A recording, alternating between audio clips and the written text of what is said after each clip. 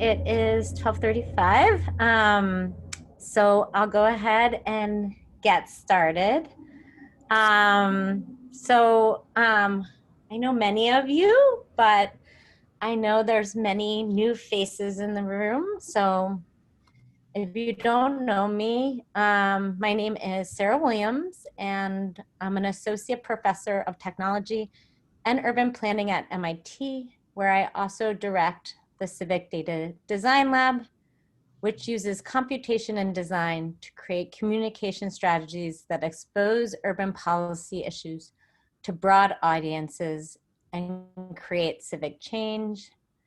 In other words, I like to use data to create action. My approach is detailed in my upcoming book called Data Action, published by the MIT Press, which is coming out in November, and you can get a copy now.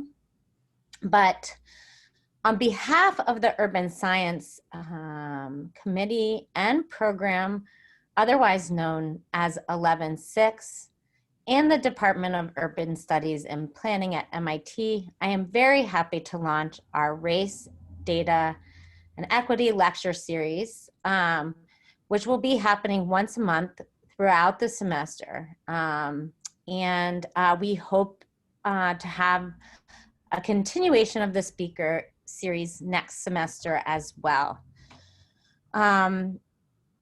Urban Science, or 11-6, has made this lecture series possible, and I want to thank my colleagues on the committee for helping to put this exciting program together, including Catherine D'Ignazio, Sandra Elliott, and Yuan Lai, who are important to the planning. So one of the goals of the series is to interrogate and expose how racism infuses and infects data collection and analysis practices at many scales, but particularly in relation to urban space, urban service provision, and urban infrastructure. A second goal is to chart paths towards equity and co-liberation for all people in an urban context. This may mean using data, refusing data, or something else entirely. So far, we have lined up 3 incredible speakers for this series, starting today with Brandon Anderson from Rahim, who I will introduce more fully in a minute. He will be speaking to us today about ending police terror against Black people. We also have Margaret Pierce on October 13th. Margaret Pierce is a cartographer and writer based in Maine. In her words, she's devoted to narrative map design for building dialogue about indigenous geographies and climate action. November 10th, we have Mimi Unahana. I'm sure I'm not pronouncing her name right, and apologies for that. Who is a Nigerian artist and researcher whose work highlights the social relationships and power dynamics behind data collection. And her multimedia practices uses print, code, installation, video to call attention to the ways in which those in the margins are differently abstracted, represented, and missed by logical systems. We are waiting for confirmation on December 1st, but I think we should have somebody really great. And so without further announcements, I would like to introduce our speaker for today. So Brandon D. Anderson is a Black, queer abolitionist, tech entrepreneur, and third-generation military veteran, born and raised in Oklahoma during the height of the 1980s crack epidemic and the global HIV pandemic. He's the oldest of 5 and the son of Shirley Anderson, a Sunday school teacher and sales clerk, and John Anderson, a retired janitor and manufacturing plant manager. After losing his life partner and fiance to police violence during a routine traffic stop, Anderson founded Rahim, the independent service for reporting police violence in the United States. Rahim has helped thousands of people report police violence in over 200 US cities and tied more than 275 officers to cases of police misconduct. Prior to founding Rahim, Anderson served 5 years, 5 years in the Army, completing 2 tours in Iraq as a satellite engineer before graduating from Georgetown University with a BA in sociology. Brandon is a guest lecturer on social innovation at Claremont College, a 2019 TED Fellow, a 2018 Echoing Green Fellow, and is a Smithsonian American Ingenuity Award nominee. His work has been featured in The Atlantic, The Economist, Fast Company, CNBC, Access Inc., a magazine, and the San Francisco Chronicle. Brandon currently has a partnership with the Civic Data Design Lab to help them visualize their data, and the work we have been doing together led me to invite him to give a talk today. When Brandon and I discussed the format of the talk, we thought it would be nice to really engage the audience in a conversation and really have this be a kind of a participatory discussion, in particular on how we end police terror against Black people.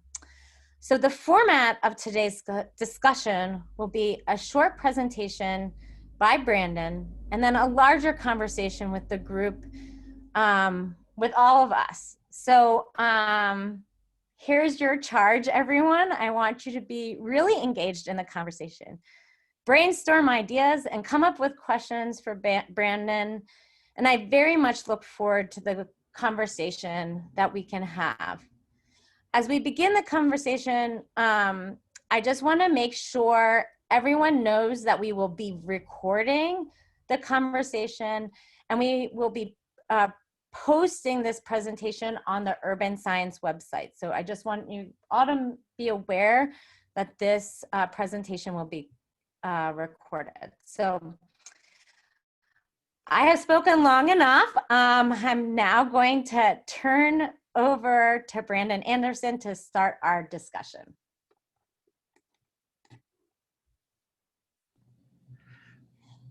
Thank you, Sarah. I really appreciate the fantastic introduction. I'm really happy to be here. And like Sarah said, this will be 1 hour or close to 1 hour of uninterrupted time for us to dream about a world in which police do not exist. And so I welcome everyone on the call to explore this as an idea, as not just a concept, but a real world and what that world looks like. My lecture today will start off by detailing a bit about how this became an important piece of work for myself. It will also detail the work that I do on a daily basis at the nonprofit that I run alongside For Beautiful People. And then it will close with what next steps are, what a world looks like without police, and why I'll make the case for abolition as a radical act of love and self-care, detailing the way with which the police and the agencies, other state agencies, what they teach us about each other, what they teach us about ourselves, and most of all, how they influence the way we care for ourselves. So I'm happy to get started. Toward the end, I'll open it up for questions. During the lecture, however, I'd love to hold all questions until after. So you could, that means any questions that you'd like to post, even hold off from those questions, even in the chat. because this is not a lecture that I'm giving in person, there is certainly going to be a time, I can almost count on it, for there to be some disruption in my internet. And so if that happens, feel free to make a note in the chat and ask me to go back, or Sarah, let me know, and I'll restate, whatever was lost. So I'm going to share my screen for the very first portion of this, and then I'll close out. Let me start. Oh, thank you, Sandra. You gave me access. Can everyone see? I can see it. Okay, fantastic, great. So this, I fell in love for the first time when I was about 15 years old to this tall, skinny, big-headed Black boy who I met in 3rd grade English class, right here at Pleasant Hill Elementary, 6 blocks from my house. Our love carried us through just about everything, from high school to homelessness. I fell in love with my partner on the corner of 36th and Coltrane in an abandoned house we lived in for 2 years next to a used car dealership. And it is still baffling to me that that's the place where I found the most serene peace and joy in my life, was in a home that no one wanted, next to a car dealership that no one visited. In 2006, a few years after, he proposed to me, and it was, quite frankly, the happiest day of my life. It wasn't until 2007, a year after he proposed, I lost my life partner to police violence. My very best friend, lifetime partner, and high school sweetheart was shot and killed during a routine traffic stop. His love was radical, unapologetic, and it completely changed my life. At the time that my partner was killed, I was in the Army. This is me with my mom. Aside from the work that I was doing, I'll get into that a little later, what struck me the most is that I could probably do my job better than anyone in my platoon, in my unit. I was an expert marksman. I was very well trained in hand-to-hand combat. Any physical fitness test, I was fantastic at. I was good at all of those things and still could not protect the one person I cared about the most. And I think that was the most devastating part of being in the Army. The officer who killed my partner had a very long history, in fact, a reputation in my community for being abusive, particularly during traffic stops. But no one ever reported him. And this is not uncommon, right? Because in fact, what I found out is that less than 5% of people who experience police violence report it, right? And there are very real reasons why community members do this. Most police departments across the country, there are about 18,000 of them, require you to file a formal complaint against an officer in person at the police station during business hours, and oftentimes within less than 90 days.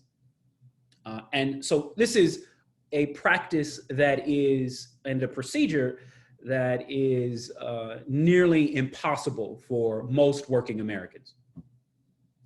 And there is real impact to examine when less than 5% of people report police or police violence.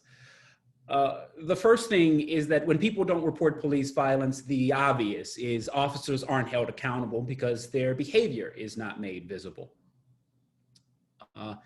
And the second, which is something I'm more interested in, is that city governments write new policies based on the complaints that are received about a police officer's performance. So that means that the 5% of complaints that are filed, the sort of people who can walk into a police station during business hours and within 90 days, those complaints are heard and policies are written to address them.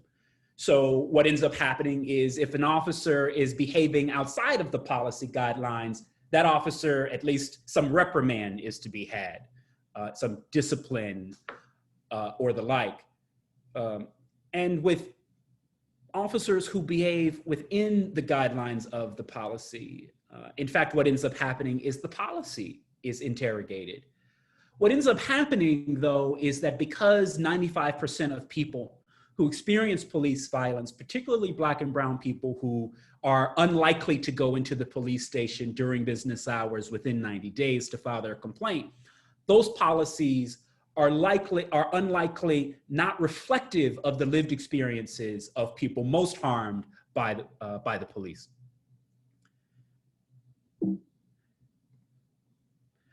And as a result, I founded Rahim in 2017. Rahim is the independent online service for reporting police violence. And I want to show you a little bit about how this works. The first step from left to right, people go to rahim.org. They tell us what happened. Thousands of people have reported their experiences with police to Rahim, and over 200 cities. This next step for us is we help you get justice and healing. To hold officers accountable, Rahim will help you file a formal complaint, connect you with a free lawyer, publicize your story, and then also unite you with a local advocacy organization, hopefully moving you from a victim of police violence to an advocate for accountability or abolition. And then lastly, finally, the report that is filed to us, along with thousands of others, help us advance policies that shrink the role of police and invest in local communities. And I'm gonna talk a little bit about what that looks like in a minute, but I wanna share with you a few highlights. This is ultimately what you end up with is a database that is made public to any person in the world, can view the officer's conduct over a history, over a particular time. And it is not only restricted to that officer at that location, for instance, at that police department. If an officer, for instance, moves from Independence, Ohio Police Department to Columbus, Ohio Police Department, or Cleveland, Ohio Police Department, we track their conduct based on community-driven reports about how they have behaved and how they have treated people in the communities where they have worked for the length of their service. And then we have policies that govern police that reflect and protect all communities, not just the 5% who happen to make it into the police station. In our first 6 months, we helped about 2,400 people report police. And I want to talk a little bit about this journey that I've been on and that we've been on as an organization. We've helped to, in our first 6 months, we've helped to tie 275 officers to cases of police misconduct. And I'm going to stop here and exit the sharing screen because I want to move to my notes, if that's okay. And so this idea is born in a way to facilitate a more democratic approach to policy making, one that lands and rests firmly on the lived experiences of people most harmed by police. And this is not a unique concept. Much of any industry is built in favor of the people it is, it hopes to serve at the very least. One thing that we started out with is a this belief that that tinkering around the edges, that changing how police operate, increasing the budget that they have to to have more training, that police need to be more compassionate human beings. And it has really, we've really kind of turned this idea on its head. At least 2 years ago, this was what we were thinking. It's what I was thinking. And recently, about 2 years ago, we had a change of heart. And of the 2,400 reports that we had received, I want to talk about 3 that had really that was really important to me. The first is that, well, frankly, all of them had to do with people who had reported to us being harassed by police for living homeless, most likely. One person had reported to us that they were being abused by an officer for using the restroom outside. They were peeing, so indecent exposure is what they were arrested for in a park in the evening. The other was people had, 2 couples. One couple was having sex outside, another couple was arguing, so disturbing the peace.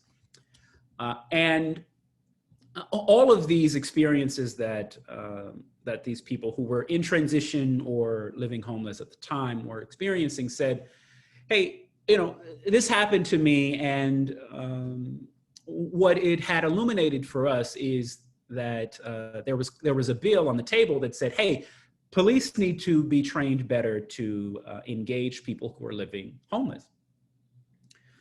And so we are packaging this bill to give an increase in the budget for police departments so that they can learn how better or how best to engage with the public, especially those who live without homes or unhoused. And one thing that I can't believe they announced that's crazy and then that's dropped. Hey, okay. So if everyone can hit mute, it looks like there's someone who's talking. Might have been by accident, but just go ahead and mute. One thing that we had come about is does it make sense for us to invest money in police officers getting better training? And right around this time for me, my youngest sister was diagnosed with breast cancer. And so there was this professional crisis, right, where we had really been grappling with this idea of, is defunding the police reasonable, right?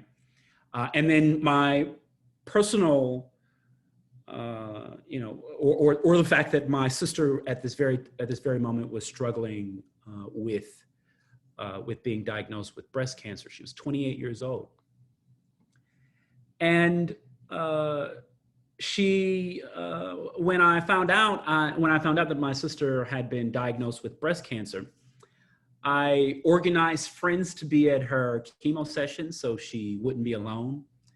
And I left my job for a few weeks here in Oakland to visit her in New York to help her recover from surgery. And I paid as much of her medical bills as I could afford. Now, she's cancer-free now, but a few months ago, she called me and she said that she was very angry with me because I did not drop everything I had going on in my life. I didn't quit my job, break my lease, put my relationship on hold, and move to New York to be with her until she no longer needed me. And that was a hard pill to swallow. And I asked a friend for some advice. And I'll never forget what he asked me. And he asked me this question that I had been struggling with: is that reasonable? And I think about that question a lot as an abolitionist. I'm reminded how often I'm asked this question: is it reasonable to live in a world with no police? When I asked my sister why she waited so long to tell me all of this, her response was that she had lived a life that required her as a Black woman to avoid taking up too much space in any room, which meant asking for what she thought others found reasonable. And at first I blamed her for asking so much of me, and I've recently come around. I'm glad now that my sister, my little sister, stopped asking me for what's reasonable, and she started asking me for what she needed to heal. The US spends $100 billion in policing, yet we don't have the money to build quality, affordable housing for millions of people living homeless, right? Another glaring statistic is that 14 million students go to schools that have police, but do not have a counselor, social worker, nurse, or psychologist. And so what ends up happening is that regardless if defunding police is reasonable, it's important that we listen to Black people when they say defund the police. It's a reasonable request, most certainly because it lives and is articulated by the people who are in most need of healing. I want to come back to this point about 14 million students who go to school that have police but don't have a counselor, social worker, nurse, or psychologist. So the way children who go to schools, at least 14 million children who go to schools who have police but no counselor, social worker, nurse, or psychologist, learn to solve their conflict is in part influenced by the police, who have been trained to solve their conflict for the most part with violence, or at least the threat of violence. Children recognize the large number of investments that entire school boards and their local city government makes in hiring adults with guns to fix their most challenging problems, right? And what's that teach children? These beautifully bright, curious little humans that just starting their journey of self-discovery about, particularly what does it teach them about solving conflict? It teaches them, or at least gives them, a great deal of influence over having them solve their biggest problems with violence, or at least the threat of violence.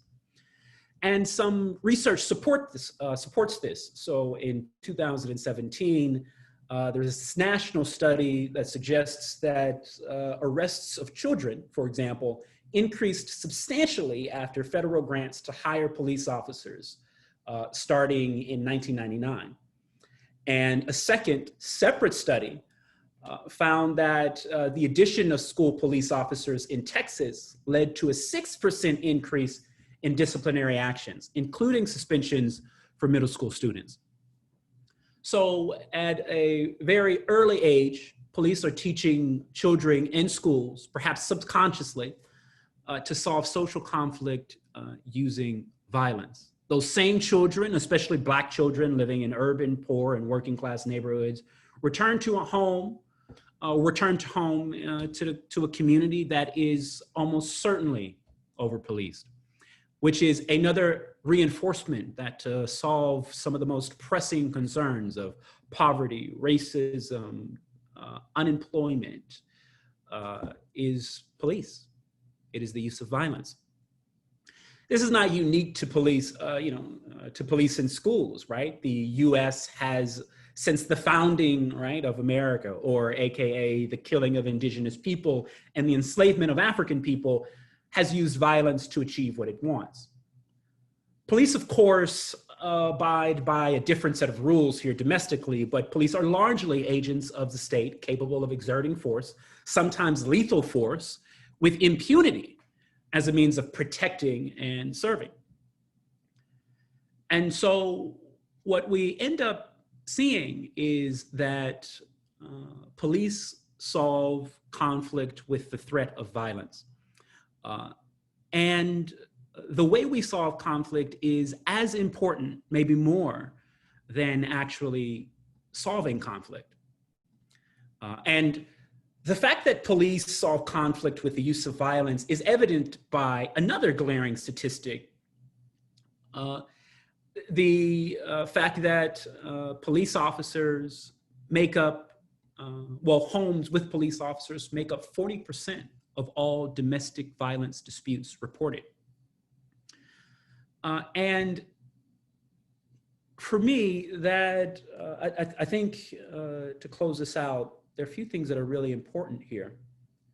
The first is that the way we learn to solve conflict with the use of violence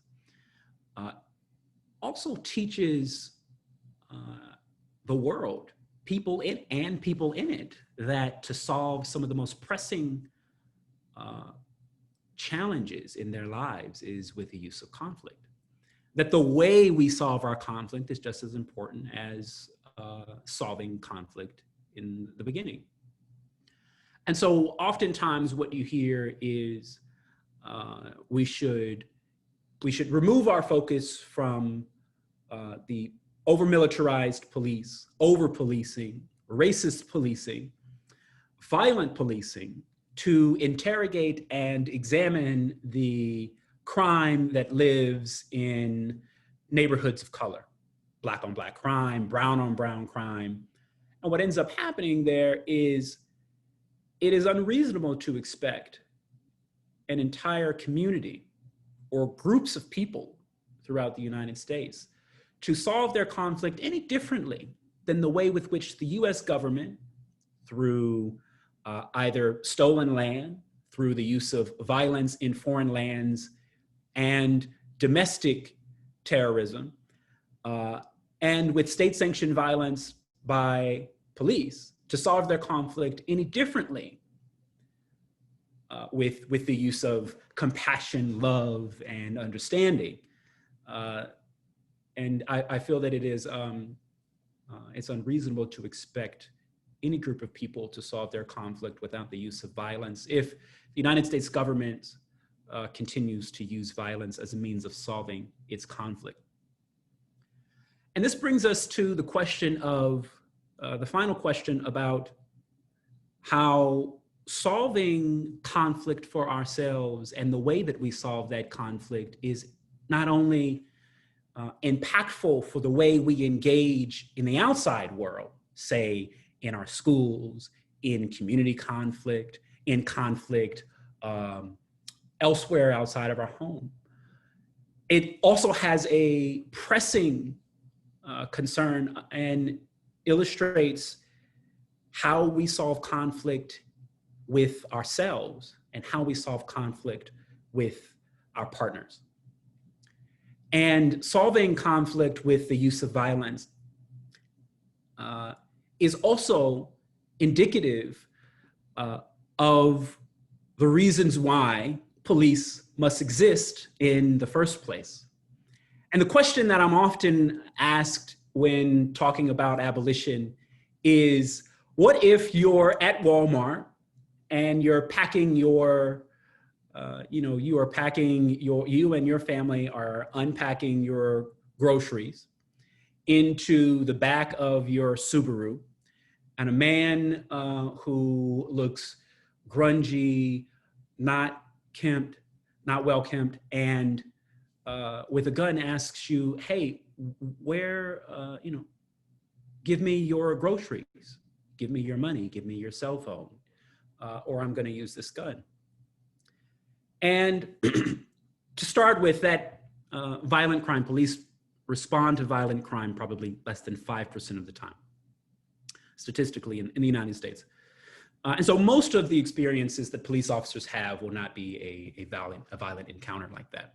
However, I think that illuminates 2 points that are worth noting. The first is solving for the prevention of ensuring that people live in a world where they have a home, and a world that can produce a very small percentage of multi-billionaires who own 40% of global wealth, has to also be able to eradicate poverty. And if it cannot do that, it should not do the former. And the second thing is that the world that we live in terms of the question that is often asked is, who will you call? Who do you call if there is no police in that situation? Well, first and foremost, I'd say for Black people, it is unlikely that many Black people call the police today. In fact, our research demonstrates that many Black people throughout the country do not call police, right? And so the first question that is to be asked is, who do you call now, right?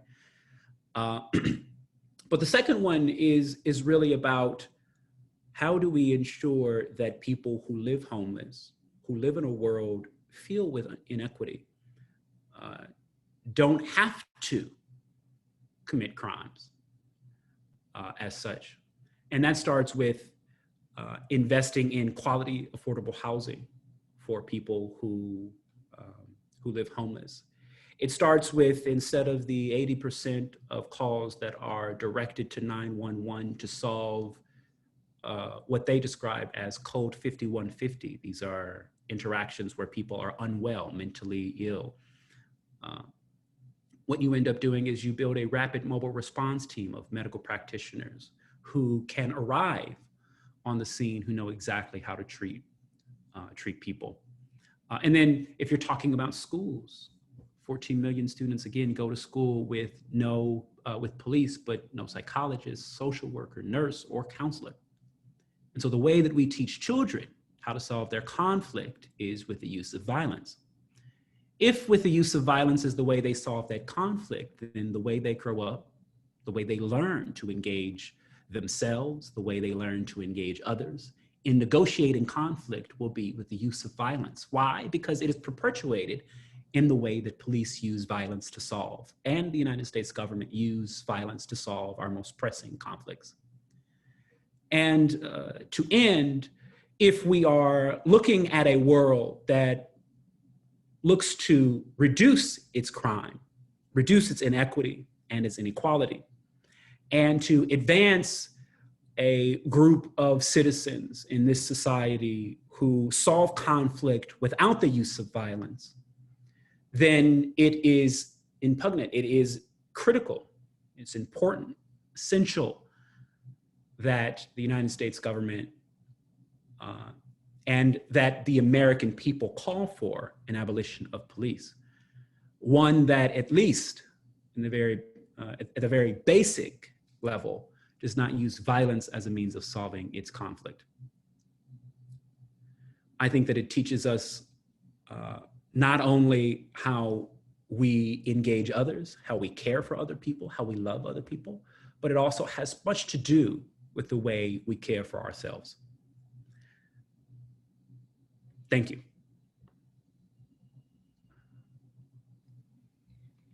Thank you so much, Brandon. So, as I mentioned at the beginning, this is an open conversation, a debate, questions. We want to hear from you. I see we already have some coming in on the chat. So I'll begin to read those off. But please just raise your hand, add things to the chat. We really want this to spark a conversation. So I'll start with Zaid, who says, we've seen National Guardsmen and military personnel deployed to some of the protests. What is the role the U.S. military plays in this dialogue about racial oppression or police violence? Great question, Zeke. Great question, Zaid, sorry.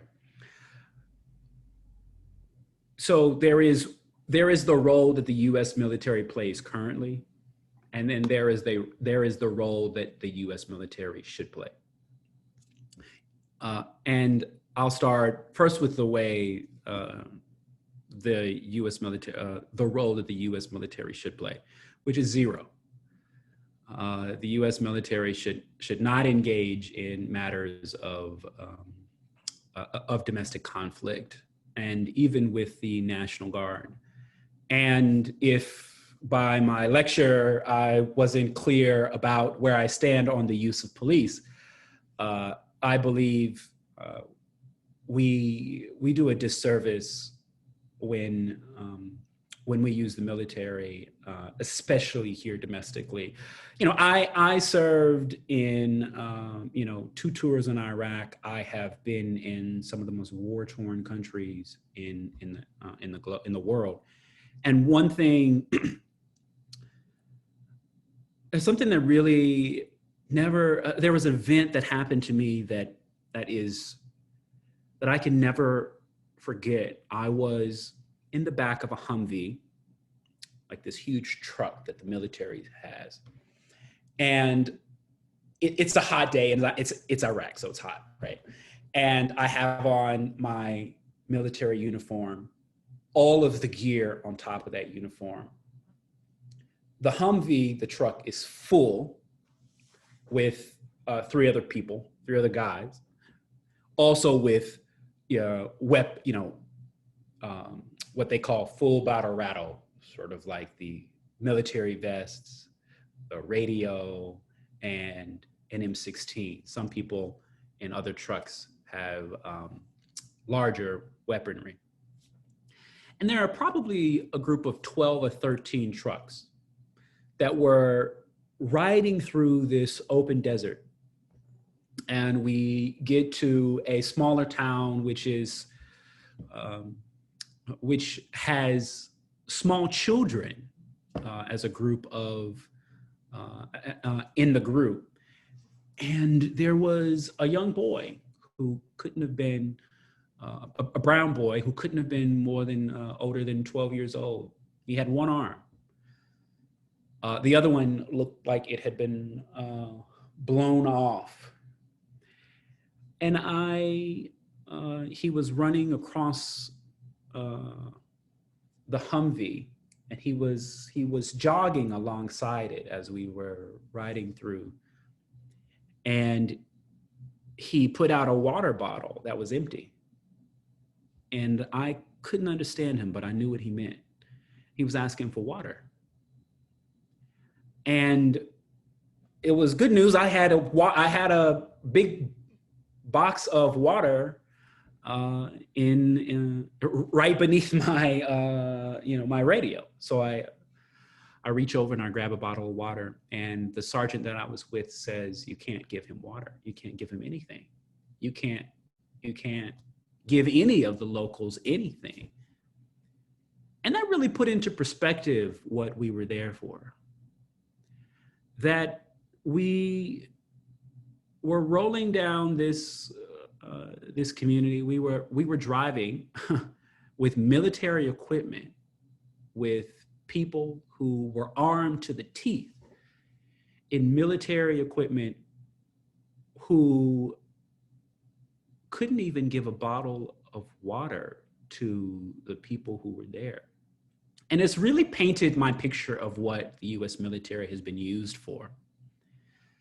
And I imagine that there are a lot of people who are in the military right now who are struggling with how they show up in this as a military. So I would say I think that in my experience, the military has done more harm than it's done good.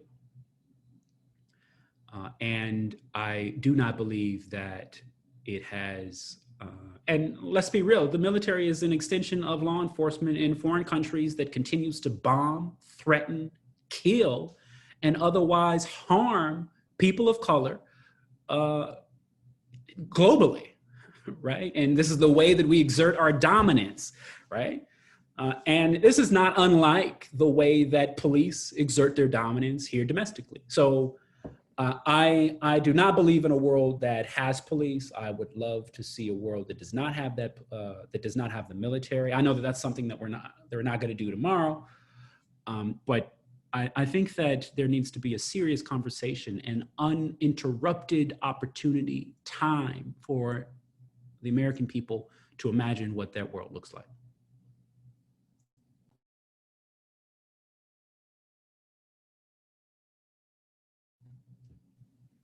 Yeah, Rhett said the military in many ways is a more violent escalation of state power. Yeah, certainly. So Chris, oh, sorry. Go for it, Brandon. Yeah, so Chris has a question. During Reconstruction across the South in the 1870s and at times during the Civil Rights Movement of the 1950s, for example, at Little Rock in 1957 and Ole Miss in 1962, the US military was used as a tool to enforce Black Americans' civil and voting rights in the face of white supremacist violence. What alternatives can abolition offer in circumstances like these? I imagine, well, it is not, it is certainly not it's not lost on me that there are some people in the role of police who have performed good deeds, right? And they are worth noting, regardless of where those people stand, who they are, where they are. But a friend of mine, DeRay McKesson, says, the man that comes to paint your house, but later steals your car, has still committed theft. And I think that we have to think about that in a much larger picture about the role of the U.S. military. And I don't have very fond memories of the U.S. military. I once, in fact, I am the great grandson of Dr. Elijah Darden, who was one of only 3 Black surgeons during the 1921 race massacre in Tulsa, Oklahoma, where white supremacists, groups of white people, burned down the most wealthiest African-American community in the country at the time. And the National Guard hoarded Black Americans from Tulsa or in Tulsa in fairgrounds as a mechanism of protecting them from white supremacists. That same group of National Guards then asked Black Americans to clean up the burnt debris and their lost family members of more than 600 people in Tulsa, Oklahoma. So I think that the U.S. military and I think also the president at that time has some influence in that. Has perhaps done deeds that are worth noting, but as an overall global infrastructure, for the military of the United States government exerting its dominance, both domestic and foreign, has definitely made a negative impact, regardless if at some times it has been a positive one. I would say, I'm gonna let you, Sarah, read the question. Sorry. Yeah, sure. No problem. It was great you reading. So Mohammed, since young people are learning conflict resolution from sources who use violence and power as a primary tools, what can local community educators do to shape young people's understanding of conflict resolution, nonviolence, especially since these kids spend the majority of time in these spaces? Yeah. So this has to be a both and. Educators, I think, educators are going to have to educate children on how to solve conflict without the use of violence. Educators also have to realize and not be unreasonable in the expectation that those same children, because they go to school on a daily basis where their adults use violence to solve conflict, or at least, again, the threat of violence to solve conflict, also have to recognize that that those people are, that those children and students are going to be struggling to reconcile that in their off time.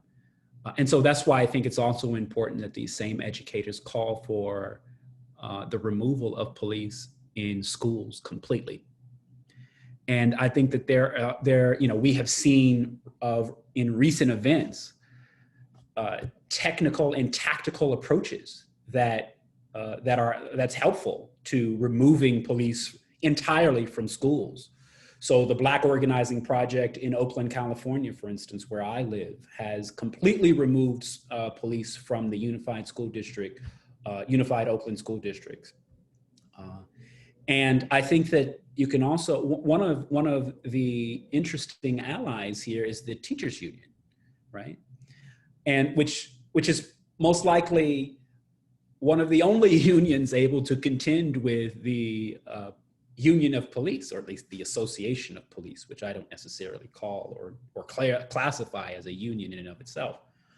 But I think the use of teachers and teachers union can really lead toward the removal of police from schools, because school boards themselves make that decision, right? They are basically the local government of school districts, right? They get to make and determine whether they employ police, and they can cut a contract.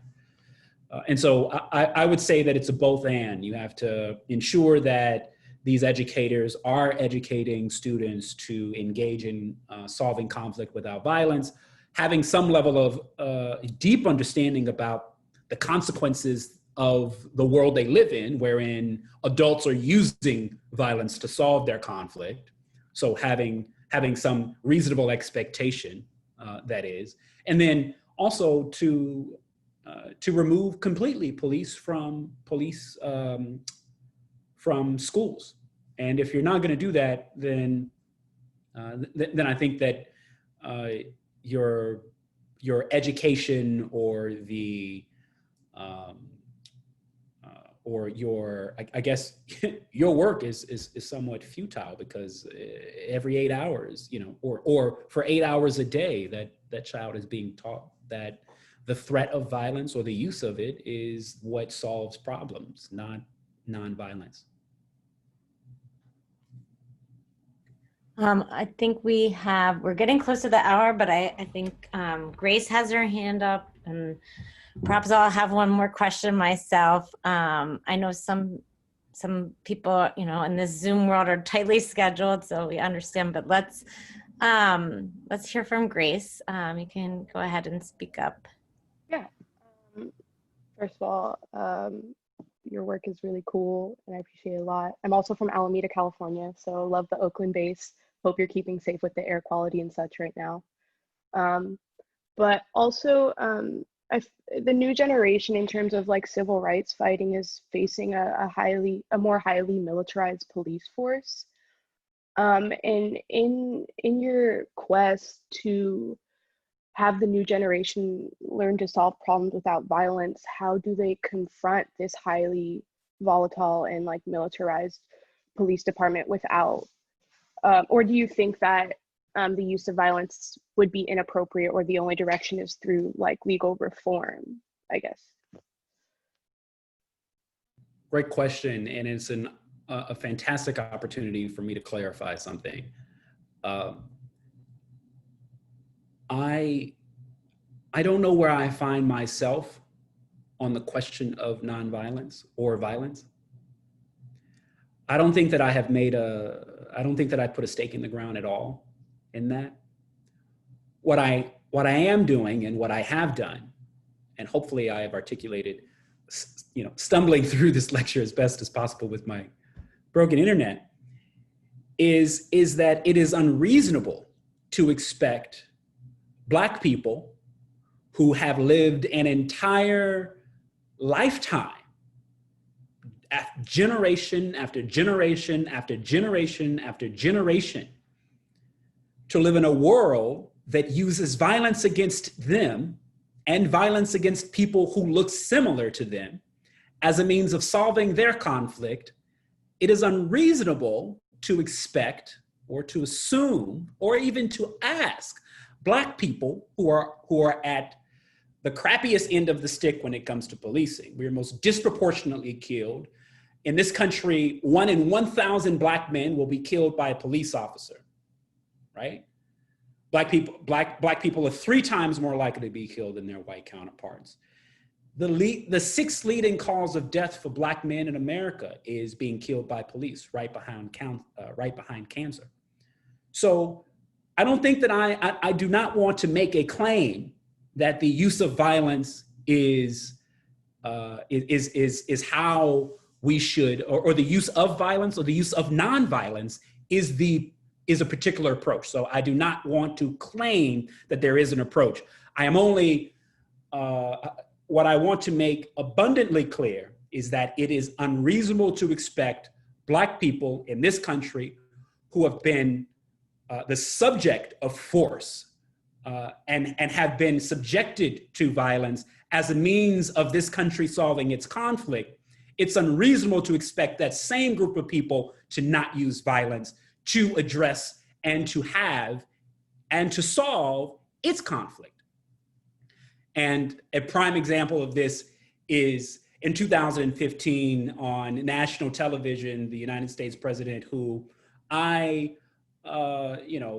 like many people, had high hopes and still believe is probably one of the greatest presidents in US history, President Barack Obama in 2015 got on national television at a press conference that stated and called people who were rioting in Baltimore after the death of Freddie Gray, the killing of Freddie Gray by 6 police officers, thugs, that they were looting and rioting, and that was thuggish behavior. And I couldn't help but to remind myself and the people around me who were in the living room that the United States government and Barack Obama himself is at the helm of an institution that has historically used violence to address its social conflict. And so assuming or expecting Black people, particularly after the death and killing of Freddie Gray, to respond in a nonviolent way is unreasonable. And so if thug is a bad term, it has also been named for the United States government. And in that, I'd say, in closing,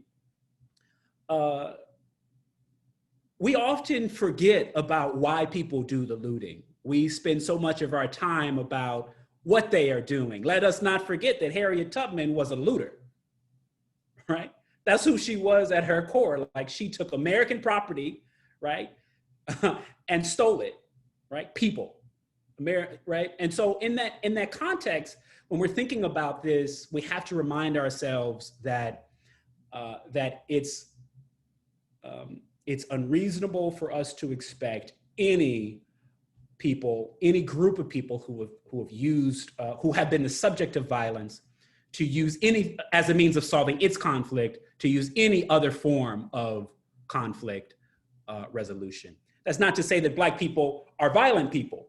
It's not to say that we don't, it's not to say that Black people are more violent than any other group. It is just to say that it is unreasonable to assume or to expect Black people not to be violent to solve their social conflict when the world itself, especially the United States government, through the exertion of power and dominance through the use of police, have used violence to solve its conflict. I hope that that's clear. That's a great question, Grace.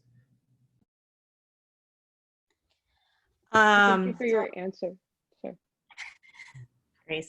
And Grace, thanks for speaking up. I love hearing voices, so it's really nice to hear your voice. Yeah. Do I hear another voice? I think I heard somebody. I realize that we're coming, we're just a little bit over, but I just do want to take this opportunity to talk about your activist work and talk about, bring it back to, let's say, data for a second, just because this is the data equity series, and just talk about, you know, as we talk about how violence, you know, has been one of the tools of oppression, so has data. And I'd like you to just kind of speak a little bit about how you came about using data as a tool, let's say, for empowerment rather than, let's say, oppression. And I think it relates back very deeply to your conversation on violence, right? And this kind of knowing what the stake in the ground is related to that. I think there are similar questions as we think about it within the structure of data. Yeah. So data for me has always been dependent on who uses it, right?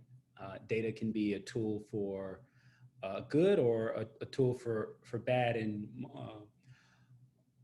most of the time in my life, it's been used as a form of oppression. Again, my job in the US military was to build remote satellites, me and 4 others on my team. We built remote satellites. Those satellites would collect intelligence through field soldiers. That data would then be used by military commanders to make policy. So what I'm doing at Rahim is basically that, except the policies that I aim to pass are policies that shrink the role of police and invest in Black people. And so data in and of itself is as useful as the person who is wielding it. I'll just say that. And certainly the intention. In terms of the way I have, as a data scientist, used data, and particularly in my day-to-day job as the founder at Rahim, is, like I said, you have less than 5% of people who actually report their experiences with police violence. And if that data, that means about 95% of the data about how police treat people, right? How police treat people negatively, violently, is not in the conversation. It is not influencing the policies that are being developed. It's not at the center of the way we govern police and the way with which police are expected to engage in communities, particularly Black communities. And so at Rahim, our goal is simple. We want to put people at the center of policymaking that governs police. Who are those people that we want to put at the center? Well, the people who are most harmed by the police. Those are Black people. Black people are most disproportionately harmed and killed by police. So we want to put Black people who are most harmed by police at the center of policymaking that governs police. We do that with the use of community-driven reports that we turn into a fairly robust data structure in which allows communities to advocate and in which we help to advance to have city governments make more data-driven, evidence-based policies that represent the experiences, right? The experiences of violence that is one such experience of Black people and their relationship with police as a means of building a more democratic approach to policymaking. And so in this case, data has been useful for us in as much as it allows us to develop a more robust evidence-based policy agenda that speaks to the lived experiences of people most harmed by policing. And that's what data is. That's what data should be, is a representation of us, like well, it could be a representation of us, how we live our lives. And every time you see a piece of data in our database, and by the way, anyone can go to rahim.org/stories, and you can see the entire database. So you can look through officers, people in different cities, as well as the various forms of police violence that communities are facing. And as a result, I think that what ends up happening is every time a person submits a report about how they've been treated by police, it's not just a data point. It's a permission. It's a way. What they're asking for is permission to be seen as human, permission to be seen as important, significant, valuable enough to be cared about. And I think that that to me means so much more than data. It can, of course, be articulated in the aggregate as how we move throughout the world with this use of data. But the thousands of people that have reported to us, they are asking us to see them as being human and worthwhile and valuable members of society, worthy of compassion, love, understanding, and mercy, which is what Rahim means. It's an Arabic term for mercy or a second chance. And so this idea is when we're thinking about data, it's important that we think of this data as more than just points on a map. It's also the way there are real lived experiences that people have when they articulate those data points. And I have the privilege, honor, and responsibility of articulating those needs in the most distinct and succinct and clearest possible terms. So I try not to speak for those people, but I think that generally what anyone can do if they're interested in diving into our data a bit more. We're certainly going to be publishing a few papers with MIT, but I think that in the future, in the near future, going to rahim.org/stories and examining, having an opportunity to take a look at how people have described their experiences with police is certainly worthwhile. And listen, not to them give you data, but listen to them make a case. Listen to them ask for permission about why they should be important, why they should be valued, and why violence should not be a way that their conflict is solved.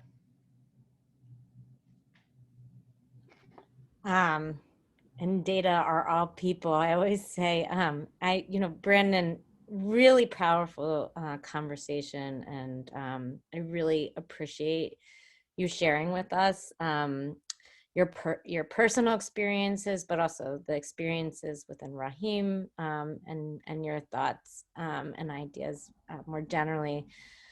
I do want to, in this Zoom world, we would be able to bump up and talk to you and ask you questions, and people could stay in the hall after class. So if you have a few minutes, I'll let people do that kind of, let's say, informal, however we can, informal conversations and chats with each other. So for some of you who would have come up and asked Brandon a question after, you might want to do that now. But what I would like to do is close like the formal part of the presentation and really just say thanks so much for taking time to be with us today. We really appreciate it. If we can give you a clap. I wish Zoom had a clap. Well, they do have the hand clap function, but I really think they need to figure out how to make noise go with that as well, because you would get an ovation. So thanks again. And again, anybody who wants to just try to bump into Brandon on Zoom, let's try it and ask questions or put them in the chat. Thank you so much. Yeah, I had a question. I was just wondering, for like with Rahim, it needs like a lot of like community involvement and buy-in in using it. So I was wondering like how your experience has been in like really getting communities to buy into the projects that you're doing and the work that you're doing and the advocacy. Thanks. That's a good question. I'll say that we've spent a pretty good amount of our time talking with communities. For instance, Oakland is a really good example. We put together an advisory council made up of 8 Black and Brown-led organizations that work at the, at the intersection of, they don't work at the intersection of policing. 2 groups, I believe, are advancing the abolition of police However, I think that the goal for us has been to be in partnership with those communities as much as humanly possible, right? Or else our work is not representative of them. And so I'd say that the way that we've been able to do that is by forming formal partnerships with people through the advisory council here in Oakland, for instance, as a good example. And that advisory council has, for the last 3 months, kept us connected and grounded, connected to and grounded by the community. And they've also kept us accountable to the community, right? So 2 members of those organizations chair that council. It is independently run. And so they hold us accountable very much to what they'd like to see in the community, right? Because we are a young organization. Some of these organizations have been around for decades. So we certainly look to our partners in that way. Yeah, good question. It looks like Lara, you had a question. Do you want me to read it for you? You want to speak up? Just in time to take off my, yes, hi. Thank Hey. you, Brandon. Hello, everybody. Thank you, Brandon, for your very touching presentation. My question is, I come from Egypt and I was in the revolution in Egypt, so I've experienced police brutality quite often in that period with the people around me. And I was just wondering, and I've been researching also like all kinds of projects that have to do with supporting anti-police brutality. And I was wondering if you were connected to other groups that are working on the same issue, and not only in the US, but also abroad. That's a good question, Laura. First, I am really sorry that your lived experience has included being abused by police. It's not a thing that I wish on anyone. So I really appreciate it. And I don't know if I can say that I'm glad you're gone. I'm glad you're out of that space and no longer having to put up with it there. Though I imagine it is somewhat difficult here. We are not connected with very many groups that are external to the United States. And to just be completely frank, it's bandwidth. It's not because we're uninterested or that we don't see, we don't recognize the need there. It's really just bandwidth. You know, when I started this, I started it on my own with, maybe 6 volunteers. Now we have about, there are about 5 people who work at Rahim. We're growing, but like we're hiring a senior engineer next month, a head of operations the following month. So by the end of the year, we'll have 8 people, but I still think that we might need to focus domestically, to focus here in the United States. And that's not to say that, that what is happening external to the United States, outside of the United States is not more important even, than what's happening here. It might be. It's just our bandwidth, our expertise, and our sort of unique social position is more useful and has more impact here. But I'll also say that is in my sort of formal practice at Rahim. This is kind of where we are.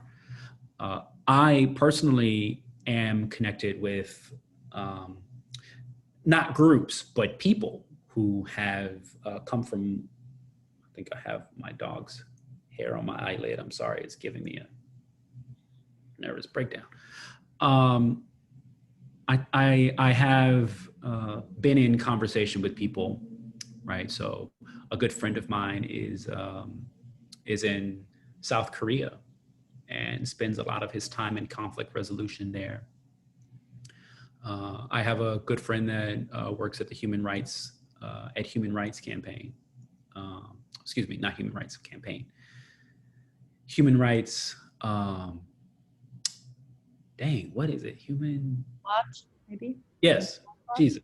It's so many human rights. Human Rights Watch. And they do a lot of work, foreign as well as domestic. So Raheem is not in any partnership outside of the United States, but it's not because we don't want to be, it's just because of bandwidth and where we stand, like our unique position of being able to solve that problem here versus anywhere else. But personally, I'm of interest in those areas. Yeah, that's a peculiar question. Like, why is it leading to something? Is there someone you'd like to introduce me to? Yes. Okay. there's always someone, but Well, I'd love I it. was just thinking there's so many people doing this kind of work and everybody has a different experience, and it could be interesting to create at least a kind of mapping a little bit, like who does this kind of work, and then eventually maybe consider making, especially with this whole Zoom situation, it's a little bit easier than it was a few months ago to invite people to converse on sharing tools, sharing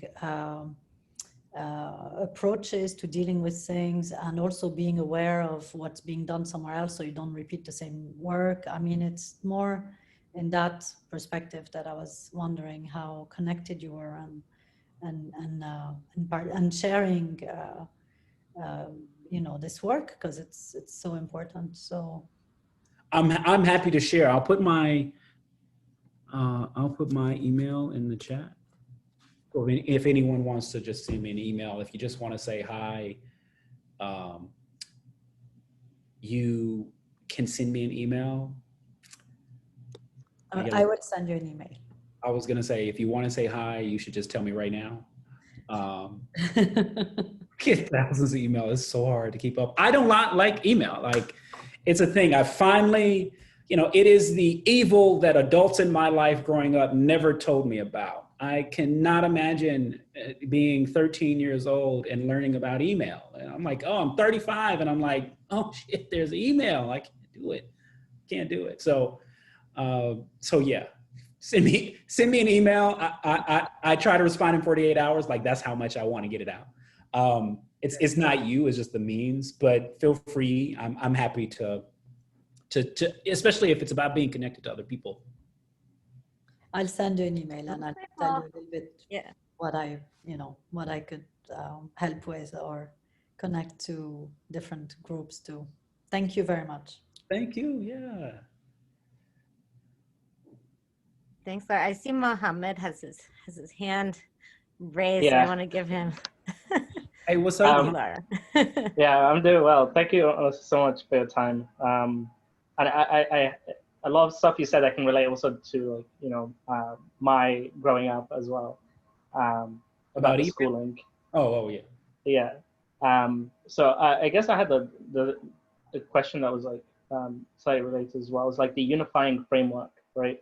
Because we have a lot of organizations that are dealing with like separate issues to do with race equality and these issues around it. And I wondered, do you see like a unifying framework? Because it's great, we have like lots of groups everywhere working on different issues. But is the power of these systems the fact that they're like all distributed, or do they require a unifying framework? And then another thing is like, when Lara mentioned the also like police brutality that goes on in like other nations, the first thing I think of is like, the kind of work that Malcolm X was doing, right? He was the global ambassador, right? And was bringing America's issues to the global stage when, Addis Ababa like convention, and was that kind of figure. And does social media right now act as that figure for us in a metaphorical form, or do we need a figure like that that's real and present? So yeah, two questions: the unifying framework, and then the more having ambassadors, and are they more like decentralized, and this is how we want them today? Yeah, well, it is certainly the fact that that we have a decentralized community when it comes to holding police accountable, most likely because police, especially local police in the United States, there are 18,000 police departments, 17,985 police departments in the United States, and each of them have their own unique process for engaging communities. Most of them are incredibly violent because that's the nature of policing anywhere. But especially here in the United States, and therefore the response cannot be a response that is one size fits all. It has to be responsive to the needs of a particular community in which the police behave or otherwise mistreat people in that area. And so one of the things, for example, that I've seen that's really been helpful is that decentralization. It's been a fantastic model. In fact, we are no longer, and to an extent, I also want to acknowledge the fact that, the way, okay, so there were, Malcolm X or any other figure, there were a select few figures, especially, and even fewer if we're talking about women who were at least acknowledged for the work they did in the movement around ending white supremacy. It was, men, Black men, but men were often elevated. But men were often elevated because men have always been elevated, right? And so it wasn't necessarily this new idea or new opportunity for, right? It made a statement, and it was certainly the case that Black men or any Black person was subject to white supremacy, racism, and the like. But let's be real, like Martin Luther King, Malcolm X, these figures were no more no more smarter or hardworking than Harriet Tubman, Rosa Parks,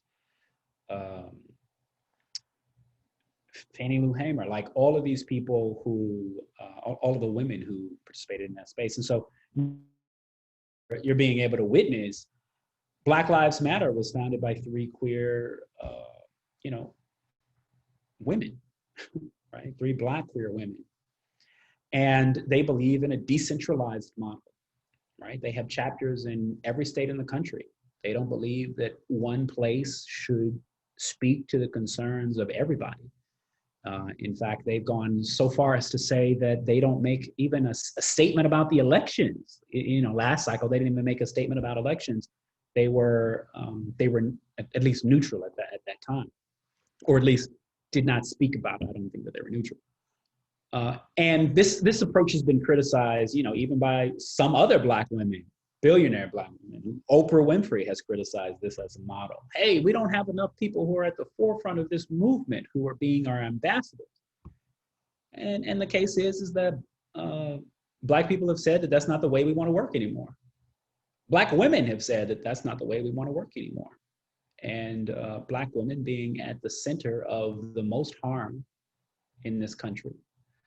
Patriarchy, white supremacy, racism, and queer antagonism, especially for Black queer women, should certainly, those women certainly have the right to be able to make those decisions. I'm sure there's not, and so I really embrace this decentralized notion. And in terms of a structure, right now, the United States government or the police departments in the United States asks people to go to a police station to file a report. What Raheem is doing here in the next 2 months is we want to have a chatbot on every website, on the city, in the universities, in the community organizations, in businesses. If you have a website, we want to place a widget chatbot that can help you report police and track more cops in your city. And the goal is to decentralize the process of reporting police, right? Right now, they say, hey, come to this one place, we'll help you file. And so what we've learned is that can't be, that can't be the way that we operate. So I would I certainly am in favor of a decentralized approach to ending white supremacy and racism and police terror against Black people. And I think that when we do that, you know, we have our own complications with that. Just the same sort of, you know, they're not the same sort of complications that you had with having one or two ambassadors, but you most certainly had you most certainly have a an approach that is useful to this generation. Yeah, that was a good question, Mom. Thank you. Thank you so much for your answer. Yeah.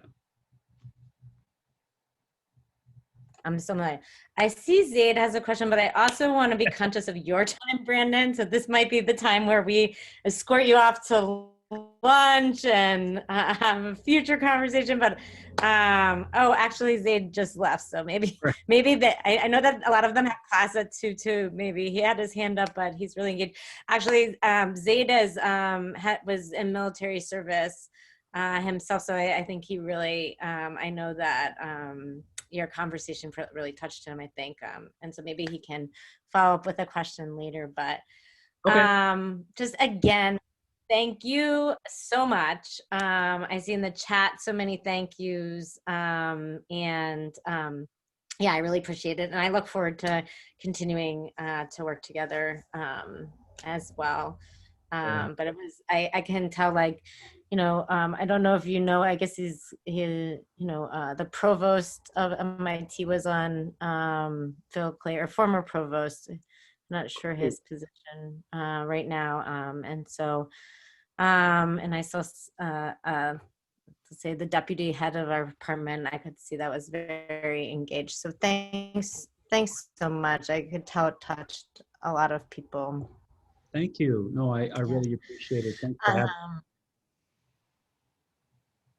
Yeah, we have, Chris says, thank you very much too. So I'm gonna, maybe sign us all off, and hopefully people can catch up with you through email as well. Yeah, please. I'm available via email. I know I said that whole spat about email. Anyone can email me. It's completely fine.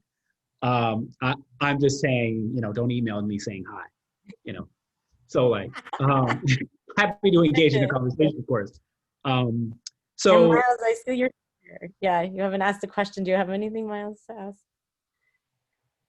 No. I actually have to run, but I'm looking forward to continuing the conversation through email.